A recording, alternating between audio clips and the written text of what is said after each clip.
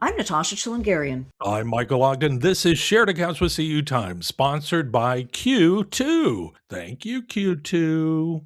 Thank you. Okay, producer Zach, Natasha, we're going to try out a new game at the top of today's show. It's something I created yesterday when I thought about it. I'm calling it No Kidding. These are things celebrities have in common with each other. All right. I had to do a lot of Googling about this. So, what I'm going to do, and you guys can just discuss, try to figure it out, but I'm going to list celebrities, and you try to come up with either what they have in common, or I'll tell you what they have in common, and you guess the celebrity. Oh, I'll show you okay. how this works. Okay. We'll try it out. All right. Okay, first time I'm doing this game, so I'm just making up the rules as I speak. So here we Okay. go. And I've paired up celebrities, so you'll see again. Okay, so for instance, question one. Which of these two celebs are Virgos? Zendaya and Beyonce? Morgan Freeman and Justin Bieber? Or Michelle Obama and Leonardo DiCaprio? I mean, I don't know that. The only celebrity I know is a Virgo was Keanu Reeves, because I think I knew that as a fun fact when he Oh, was like my celebrity interesting. crush back in junior high. But I don't know any of their Okay, this birthdays. was a dumb question. That's my That's fault. okay. No, I just don't Okay. know their birthdays. I Yeah. mean, Okay. It's yeah. Zendaya and Beyonce. Fine. They have that Okay. in common. Good They're for both them. Virgos. Not Okay. even going to let me Okay. guess. All right. Nope. I wasn't. Oh, That question was too stupid. I apologize. I should be ashamed. no. Okay. Just I like yeah. this question's better. Okay. These two celebrities were related by marriage. Queen Elizabeth II and Olivia Rodrigo, Nicolas Cage and Elvis Presley, or Rihanna and Jim Carrey. Oh, I genuinely know this one. Okay. Oh, really? Natasha, do you know it? I don't. Okay. Zach, what do you I'm got? surprised. Nicolas Cage and Elvis. Correct. Because Nicolas Cage was married to his daughter. Yeah, Lisa Marie Presley. Yeah. From 2000 to 2004. So you know what that means? Elvis didn't ever know it. It's Never kind of knew a it. Yeah. thing. They were Okay. related, but Elvis never knew they were related because he was dead. See, now I should have known that because I read Lisa Marie Presley's memoir You did. last year. It was the one she wrote with her daughter. Oh, I'm talking right. about, yeah. Yeah. And I believe there was this portion in there about him, but it Oh, by somehow the way, didn't stick in my brain. I Right. forgot. Yeah. Oh She yeah, I probably was with doesn't want to him, remember that it weird either. guy. Yeah, I know. Who Married would a want? crazy person for 2 years. Okay, how about this one? These two celebrities were teachers before becoming famous. Chris Evans and Jennifer Aniston, Hugh Jackman and Sting, Margot Robbie and Channing Tatum, who were teachers. Teachers. I think it was Hugh Jackman. And Sting? You're correct. Oh wow. They were both Huh. teachers. I wouldn't have guessed that. And the only reason I know that is there was a video where one of his students became a reporter and interviewed him on the red carpet. Oh, that's funny. Oh wow. Yeah. Huh. That's kind of cute. Huh. Okay, yeah, Hugh Jackman and Sting. Okay, you know what? I kind of hate this next question. I'm just going to skip to the last one. Do you want me to tell you the one I'm skipping? Here it is. Just do it. Yeah, I'm I'll do curious. it. Yeah. Okay. With that, I'll edit it out. It was supposed to be what do Lady Gaga and Brad Pitt have in common? They were both banned from China. Pitt for his terrible movie 7 Years in Tibet, and Lady Gaga for meeting with the Dalai Lama. Anyway, I didn't like that one. Okay, here's a last question I have. I thought was pretty funny. Which two celebrity pair are both inventors? Which celebrity pair are inventors? Scarlett Johansson and Matt Damon, Jamie Lee Curtis and Eddie Van Halen, or Jim Carrey and Queen Elizabeth II? I have no idea. I don't know. I'm gonna Who would you guess guess? the second pair. Yeah, I'd guess maybe Eddie Van Halen created something And- guitar-wise. And Jamie Lee Curtis invented something? The Halloween I don't franchise. You know what? You guys are correct. Oh wow. Jamie Lee Okay. Curtis, Eddie Van Halen, both have U.S. patents. Eddie Van Halen for a guitar support device. And this, I didn't look into it, but it's Jamie Lee Curtis invented some kind of diaper design. Really? I had no Okay, idea. that's random. Huh. I know. Is it related to the probiotic yogurt? It got 100% could be related to that yogurt stint she did. Oh yeah, maybe, yeah. Well, you know what? That actually that's the first time I actually said the name of the game. No kidding. No 'Cause kidding. I See, am that's like exactly that was right. a reaction to that. Good, so you picked well for the name. Natasha gets it. I guess. Oh, I don't God. know. I'm Let's trying. start this I show. don't know. That was fun. Thank you. Hey, everybody, welcome to Shared Accounts with CU Times.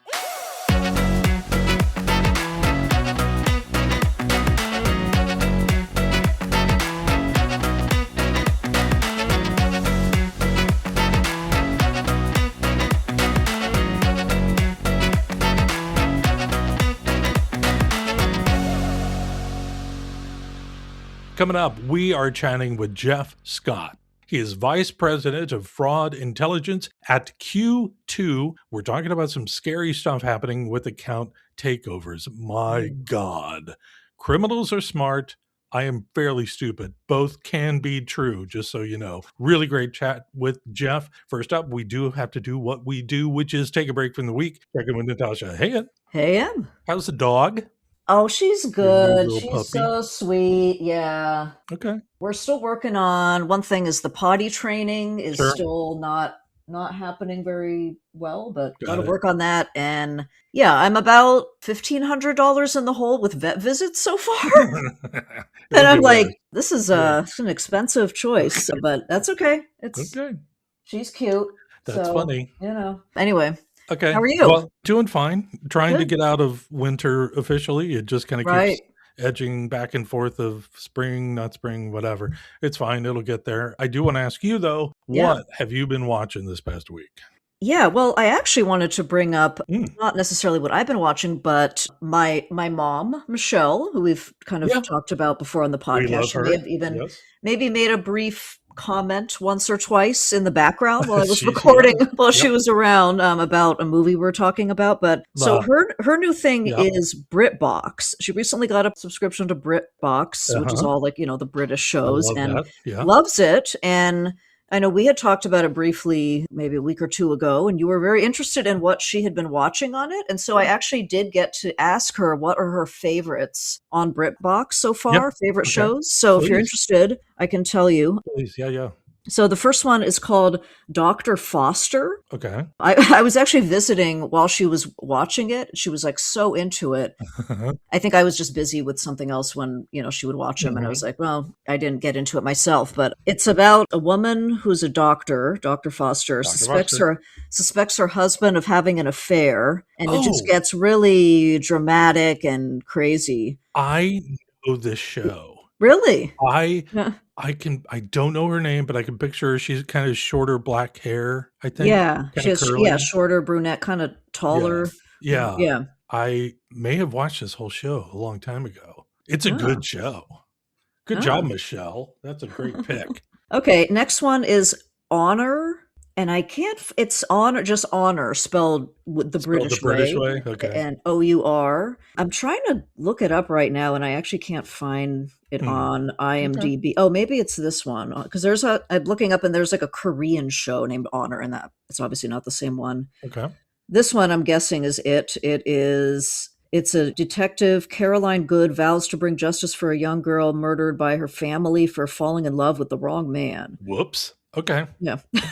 I love this. All right. Oh, yeah. She likes real kind of drama. Like, hey, man, that BritBox stuff is great for that. Yeah. This is fun. I like Okay. this. The next one, there's only two more. What Remains. I actually did watch this with her, and it was a fun one. It's about, you know what? I actually brought it up already on a previous podcast, so I don't need to get into it. It's the one where it centers around a small apartment or flat building, and there's a murder, and it's like like a whodunit of like who committed the murder. But anyway, that was a good one. Already talked about it. Okay. Finally, there is a show, I think her and my dad were watching this, called The Bay.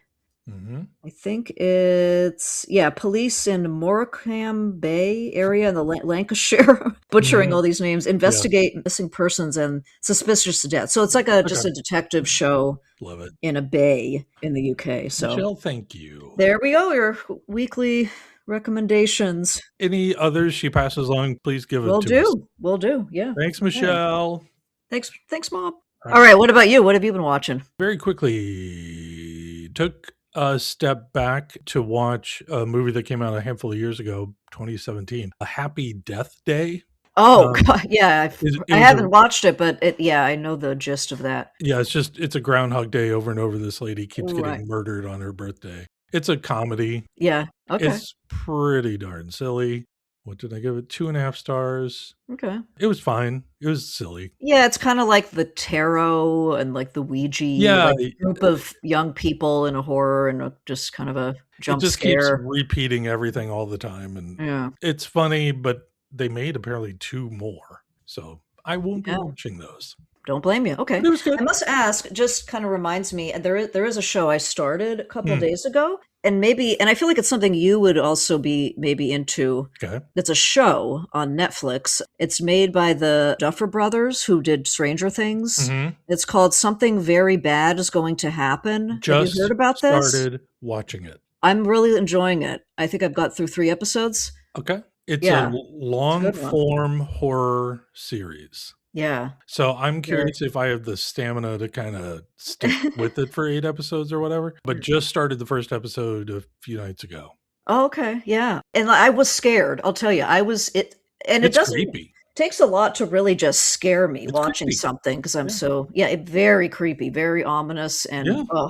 anyway, I'm enjoying it. I'm Okay, very good. enjoying it, Well, so, report yeah. back. I'll let you know if I keep watching it. Yeah. Okay, sounds good. Cool. Okay, well, and speaking of scary stuff with fraud, let's move on to the interview. Great interview with Jeff. I learned a lot of things about fraud prevention. Mhm. Yeah, it was really interesting. Few highlights that he talked about. One topic, one that I really find fascinating whenever I've talked to people about fraud and in credit Yeah. unions is just the balance you have to create between preventing fraud without frustrating members and making them Uh-huh. feel like their credit union doesn't trust them. Yep. Some really good points on that. He talks about how you have to be dynamic, not static with the fraud Mhm. controls, and that context is everything Mhm. as far as monitoring the member behaviors and determining if what they're doing is legitimate. So I thought that was Yeah. a good way to put it for that. Also talk about how AI fits into fraud prevention. There's some good news for credit unions that he brings up. They actually have an advantage over the fraudsters when it comes to the data they have at their fingertips. So Too, and yeah, yeah, we won't spoil what that is, but listen up yeah, because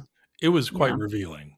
Yeah, definitely. So, anyway, and then of course, as always, we have a little fun at the end of our interview. Ooh. We get to find out what clique he says he belonged to in high school, which I Yeah. think is a fun question. I'd like to Yeah. ask that again Okay. of someone, Sure. hopefully not embarrass them. But Yeah. yeah, I think that's sort of No, he was interesting. great. He was great. Yeah. Also tells us what his very intentional pick was for his first album purchase Yeah. back in the 90s. So That's right. we have all of that coming Yeah. up next. Hey, listeners, you know what? Account takeover fraud doesn't happen at just one moment. It does not. It unfolds across the member journey from login to session behavior to transaction activity. Q2's continuous account takeover protection helps credit unions identify suspicious actors earlier, apply the right friction at the right time, and stop fraud before it harms members. For a smarter way to detect account takeover sooner, act faster, and protect members with more confidence, visit q2.com/solutions/fraud-intelligence. That's q2.com/solutions/fraud-intelligence. Thanks, Q2.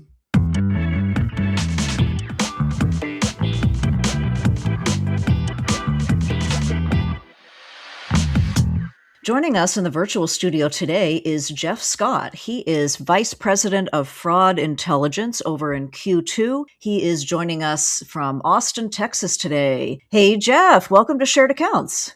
Hey, thanks for having me. Hey, Jeff, can we do a quick temperature check? I want to do a comparison. Just because you're in Austin, what is the temperature there right now? It is currently 74 degrees. Ooh. I'm at 40. Okay, so I'm in Okay. Madison, Wisconsin. Not terrible, but anyway, I love Austin. Such a great honking place to hang out and work. It's great. Absolutely. Well, Glad to Michael, have you were at 77 degrees the other day, right, Michael? It was a weird, Madison Like that? event, I'm Yeah. sure, but now Weird it's back weather. to Yeah. snow and ice. It could be anything. It's that time of year. It could be It is. anything, anywhere. Right. Anyway, well, Jeff, yes, so glad to have you. I'm excited to dig into some fraud issues today, especially account takeover and what credit unions can look for, how they can prevent it, how they can mitigate it. So let's get right into that account takeover topic. So when we talk about account takeover, how would you say that this threat has evolved over the past few years? And also you've mentioned that it seems like it's accelerating right now. Why does it feel like it's accelerating at this moment? Yeah, the economics really flipped is what happened. So 5 years ago, committing account takeover required real sophistication. So you had to have technical skill, patience, resources. Today, all of that tooling is much simpler, much more industrialized. So you could buy credential stuffing kits and phishing platforms for next to nothing now. Oh. And then you have the advancement of Gen AI. So fraudsters can now create, a convincing phishing program at scale, clone voices from a few seconds of audio and generate, a deep fake video. So basically the barrier to entry collapsed. And then you had the advent of things like real-time payments, like P2P, and that just completely changed the math. So when money can move in seconds, the window to intervene essentially disappears. And now it's fundamentally just sort of a different problem. You've talked, I was reading some stuff you've written and listening to other speeches you've kind of given over time here. And you've talked about the importance of ingesting as many what you call signals as possible. What exactly do you mean by signals? Yeah, a signal is any piece of data that tells you something about risk. So think about behavioral, transactional, environmental, and no single signal by itself is really conclusive. It's the power of correlating many of them together. Sure. And so I think about it sort of in, 3 buckets: device and environment. So is this a recognized device where there's IP? Is remote access software running, et cetera? Then the second is behavior. How is the person navigating inside the digital session? Do they look like a member that we know, or does it look like a script? And then transaction context. So is this consistent with what the member normally does? And so the institutions winning right now this fraud fight are the ones ingesting as many signals as possible and acting on that composite picture and not relying on any one data point. Are those 3 buckets like examples that you share with credit unions to pay attention to? Yeah, for sure. I mean, we sort of talk about it in signals, models, and actions, which is sort of what I talked about there. And like the device and the environment are your signals. Yeah. The behavior is the model ingesting those signals and producing a risk decision. And then the action is, do we block the transaction? Do we hold the transaction? Do we stop them from doing something inside the platform? Okay. Right. I appreciate you laying that out. That helped me kind of visualize quite a bit of the things you've been talking about. Yeah. So, Jeff, going a little bit deeper into kind of, the indications, the signals, and, what credit unions can look for, let's just start with like before the member even logs in to their online banking account. Yep. At that point, before that stage, before we get to that stage, what kinds of things can credit unions realistically detect before that happens that might indicate fraud? Yeah, more than most people think. So before a credential is ever entered, you can access the device posture. So is it known? Has it been seen across multiple accounts? Is malware or remote access software running? So you can look at the network, sort of the residential IP or data center, known proxy, geolocation, and does that match the member's patterns? You can even look at, how they got to the login page. Was it a bookmark? Did they follow a link from a phishing email? Like the DOJ just took down an organized ring in late 2025 that was using fake search ads and lookalike bank sites to harvest credentials. So that's totally a pre-login signal that one could ingest. Okay. And so by the time someone hits submit, you should already have a risk score on the session. Interesting. Okay. Yeah. So just literally by tracking all their online movements, beginning to end. Okay. I have a number of questions here, though, kind of following up what Natasha's digging into. Forgive me for my kind of stupidity on this, but I appreciate your brain. This is my first question. When somebody hits a login screen, what are the biggest vulnerabilities happening today? It used to be, username and password alone was, sufficient, but it's been insufficient, for a while now. So password reuse is rampant. The credential supply on dark web is essentially infinite.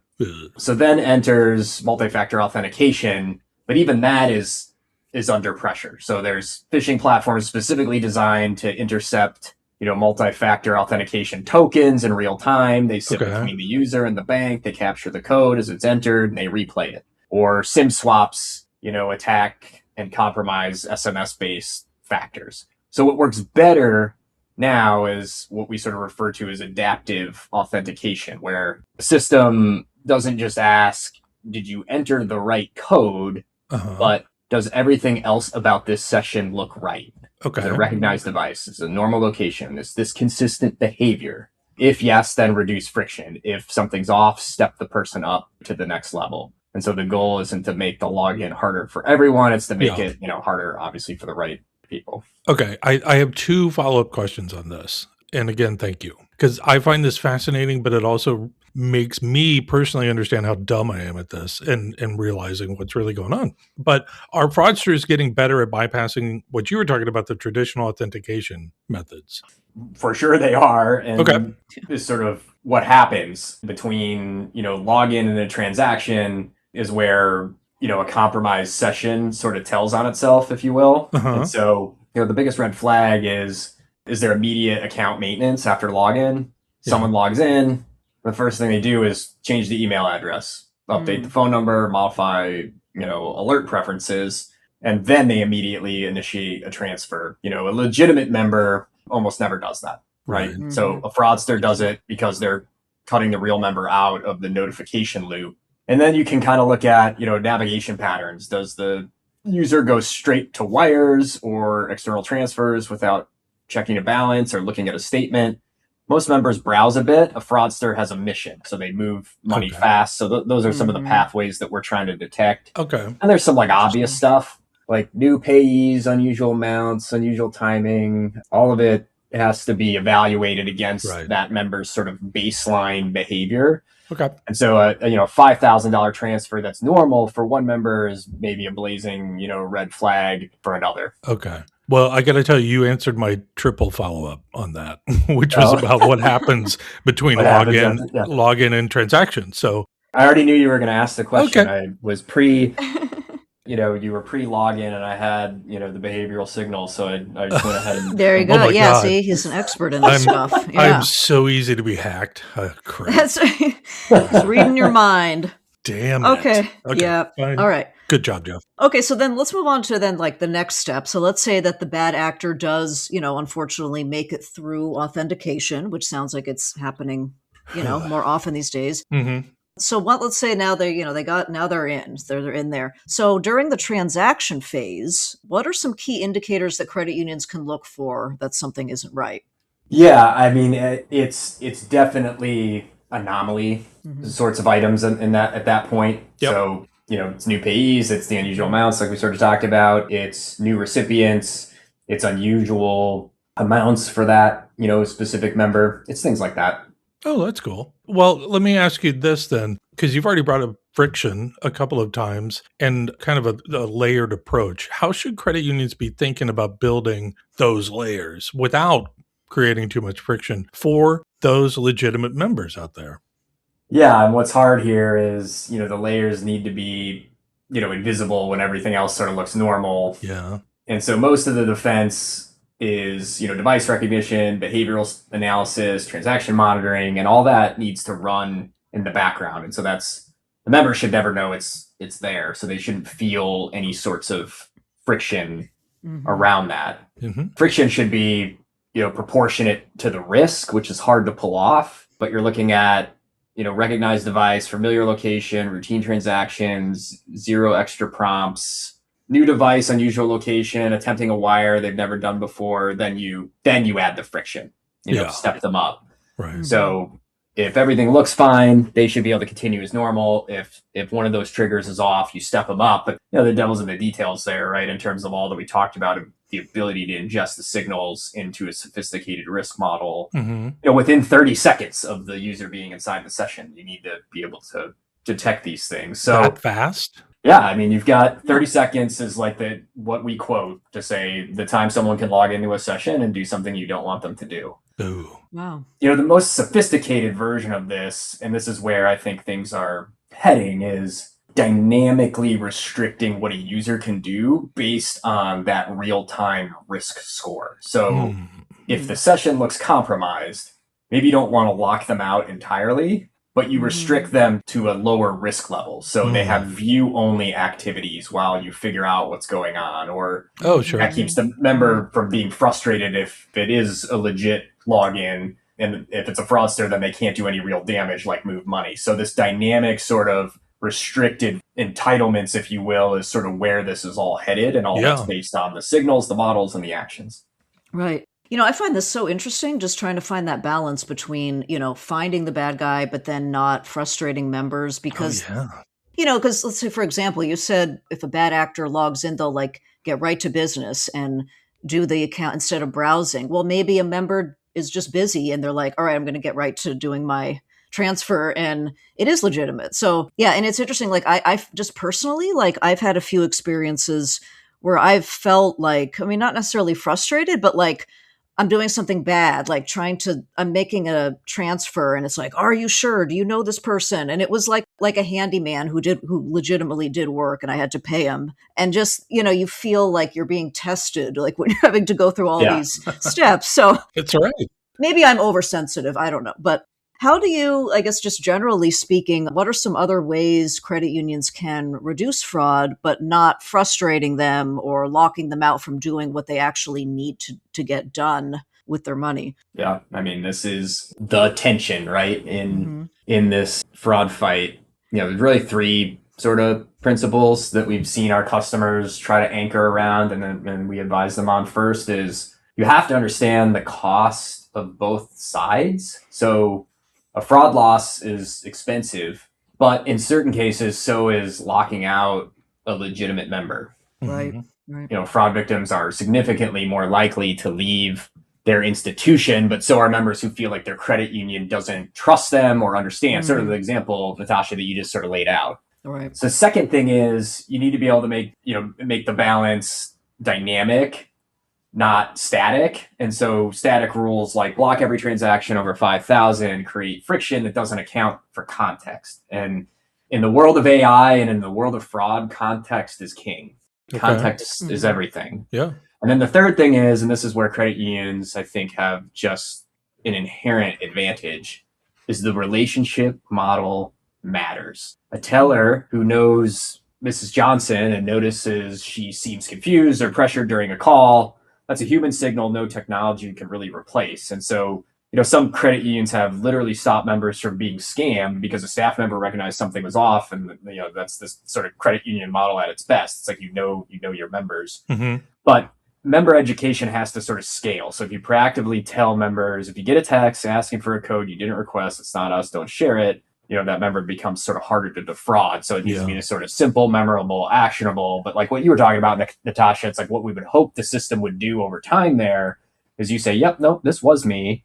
And we're recording that now as a new signal, and it's more context into who you are as a member of that credit union. And then next time, maybe we don't have to give you that friction. And our hope is that the members of the credit union are seeing the sophistication of that system grow over time. And that makes you feel protected and it makes you feel part of it. Jeff, can I ask you a question, put you on the spot a little bit about Q2? How do you feel like Q2 is doing when it comes to that process that you're talking about of reducing the frustration on members and reducing friction where it doesn't need to be? How do you feel like you guys are doing?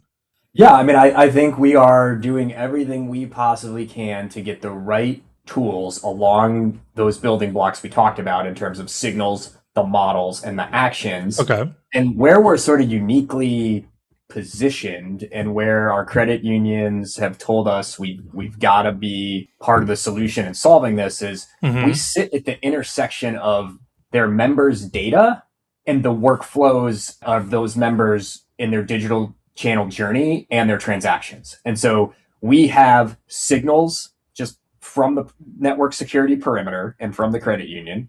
We have the model and we have the ability to act real time because we are the digital channel that the customer is inside. And that's where they're going to change an event or they're going to change an address or they're going to generate a transaction. And so we feel like we're in this like trusted place of privilege. But what I would say is on like a maturity scale, there's still road to plow as we continue to deploy better, smarter models with more ingestion of signal over time. When fraud's detected, again, it sounds like you guys are doing a really tremendous job, but I'm curious about the speed of fraud detection and what that looks like from a credit union perspective. Just how important is that speed factor to fraud factor? I mean, it's critically important. I think most of our credit unions can empathize with this comment that a lot of what we've had historically in the industry is what I call next day reporting. So batch reporting hours later that says like, here's what's going on inside, your IP or and inside of your signals. And you're like, well, great. I can't do anything about it now. All I can use it for is to go back to the front of the system and try to make configuration adjustments. But historically, the tools weren't highly configurable. And so you've got to have a dynamic system across those signals, those models, and those actions. And you have to have observability of it. Like you have to be able to see what's happening in real time. Now, the other thing that, we haven't talked a lot about is that the back office operations of the credit union here matter a lot. And what we don't want to do is overwhelm them with alerts that is similar to what you said, Natasha, where you get these alerts that like don't seem smart. Like we don't want to do that to the back office of the institution either, because they can't handle that workload. And so where we need the models to get to is to be able to do the research, be able to provide what the back office person should go enable and take it all the way to the 5-yard line, so that when they look at the system, it isn't like they've got to do a bunch of research on something. They're just like basically getting the answer and then they have to go act on it. Okay, so next question here, Jeff. I feel like an interview these days is not complete without a question on AI. Totally. Let me ask you, how does AI fit into all of this? Do you think it's helping credit unions stay ahead of the fraud and are using some AI tools to better detect fraud? Or is it something that fraudsters are using just as effectively to do what they want to do? Or is it both? It's both. It's kind of an arms race, honestly. And, it's like one side accelerates, the other side accelerates. Maybe like on the attack side, AI lets fraudsters create, like we talked about, like perfect phishing at scale, deep fakes, build synthetic identities, and the tools are accessible, they're cheap, and they're getting better and faster. They also have no boundaries. They don't have regulators. They don't care about data privacy, obviously. And so they can just go get the latest, greatest tool and go to town. On the defense side, for the credit union, AI clearly can process millions of signals in real time, like learn a member's behavioral baseline, flag deviations, automate first pass triage, prioritize investigator queues, something a human team could not do at scale. Yeah. And part of what our credit unions have really felt with the emergence of generative AI, really since COVID, is they can't throw bodies at this like they could in the past. It just doesn't scale. But the reason I'm optimistic on the defense side is the defenders, our credit unions, have the data advantage. So they have the complete picture. A credit union sitting on years of member behavior, transaction history, device fingerprints, session telemetry, has a massive asymmetric advantage over a fraudster holding, a stolen credential or half of Jeff's identity joined, with half of Natasha's to build a new synthetic identity. If you build the system to actually use that data, I think the defense wins, but you got to invest in it, and you have to, it's like the old adage, can't bring a knife to a gunfight kind of thing. And that goes to your context, a comment earlier in this discussion. That's a wonderful loop you've just closed in my brain. Sometimes I feel kind of smart with this stuff, but sometimes I feel ultimately stupid. But again, you've closed a couple of loops for me today on this. Jeff, I want to ask you, we just have a couple of more questions, but I want to ask about education for both credit union staff and members. What is Q2 doing to kind of let members know about how important is this education stuff for the phishing, the social engineering scams, all of it? How do you tackle that?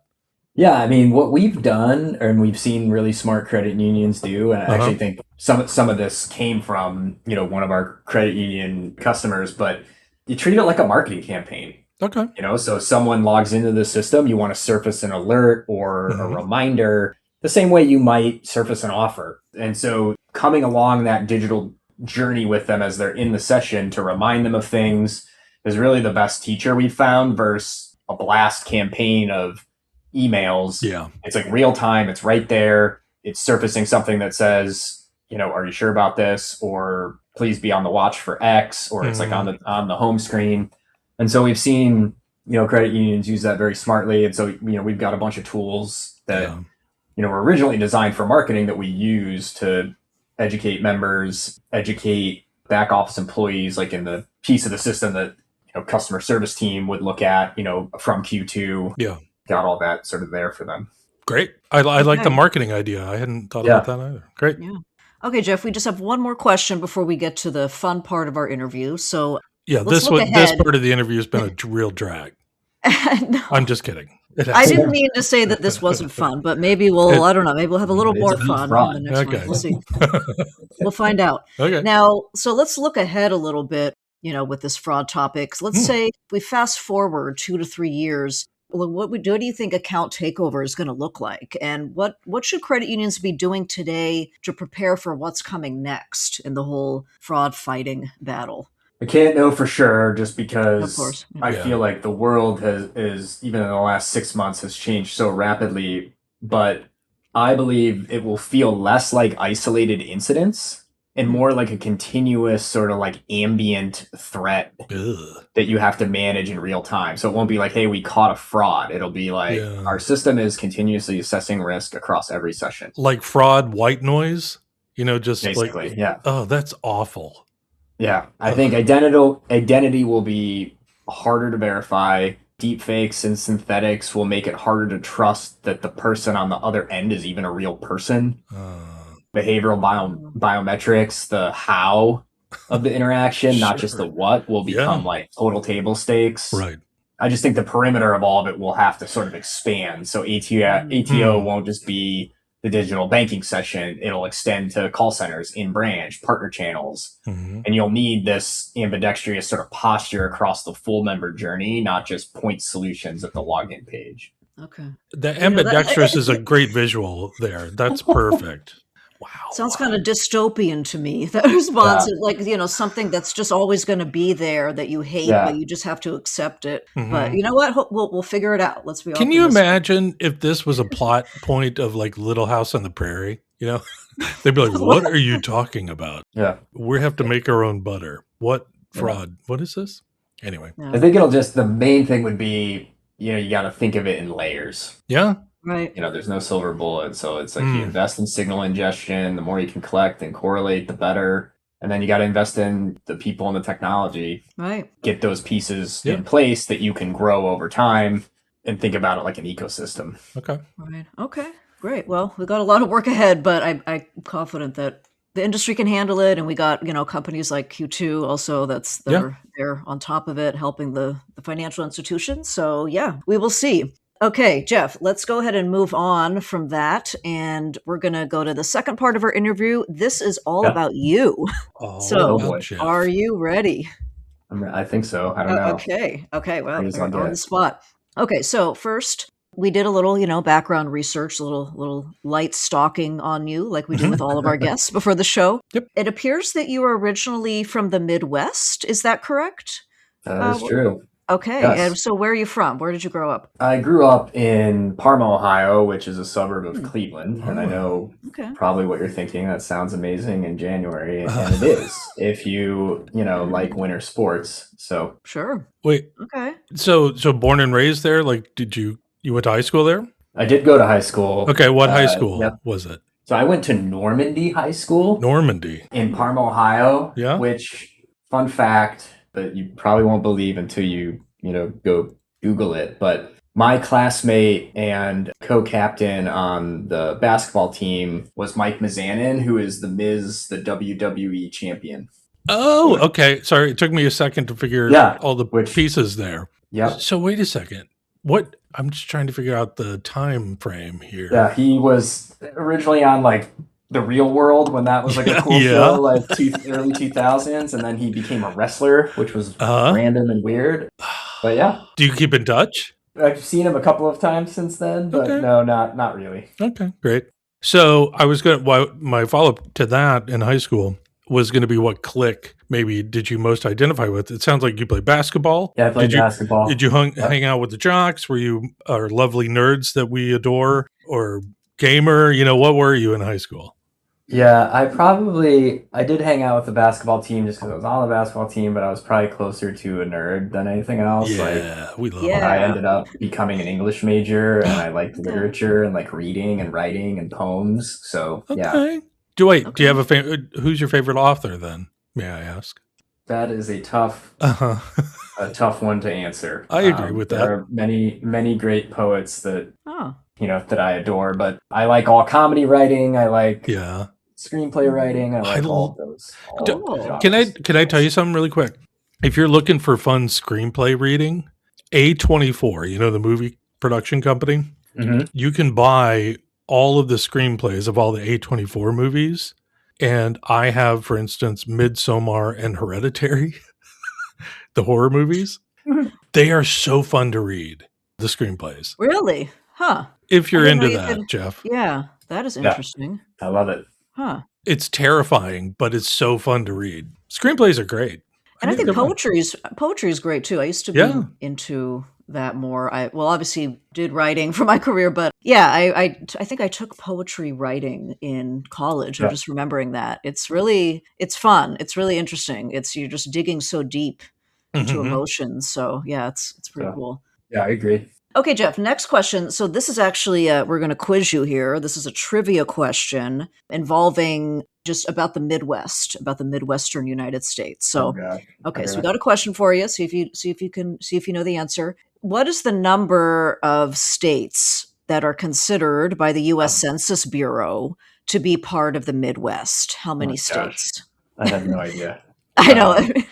I feel like I want to like make some guess, but I would say something like 10. You're close. But Not far off at all. Yeah, not far Okay. off at all. 12. So okay. they are Illinois, Indiana, Iowa, Kansas, Michigan, Minnesota, Missouri, Nebraska, North Dakota, South Dakota, Wisconsin, and of course Ohio, which you knew. So yeah, that's I disagree with that because Huh? I think 10, Really? yes, 12, no. That's dumb. That's too many states in the Midwest. well, which two should be left out then?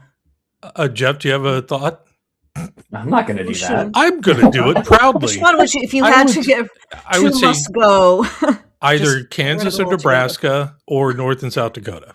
Those would be mine. I give her. Yeah, two we of don't those. need them, right? No. Yeah. You guys We ever don't- I hung know, on we don't wanna- Kansas? Jeff doesn't want to offend anyone. who That's lives in fair those enough. states. I was just thinking like the Big Ten, or the. That's Yeah, what I but was how many thinking. how many schools are in the Big Ten now? 20? Yeah. Something? Right, it makes no sense. It doesn't. It's so silly. Anyway, when did you leave the Cleveland area?